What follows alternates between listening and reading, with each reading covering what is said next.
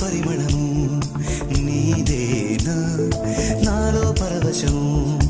నిజమేనా బొండు మల్లి పువ్వు కన్నా తేలికగు నీ సోకు రెండు కళ్ళు మూసుకున్నా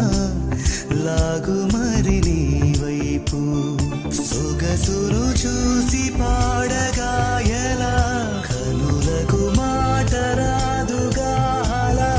వింతల్లోనూ కొత్త వింత నువ్వేనా ఆ అందం అంటే అచ్చంగాను నువ్వే ఏ చిలిపి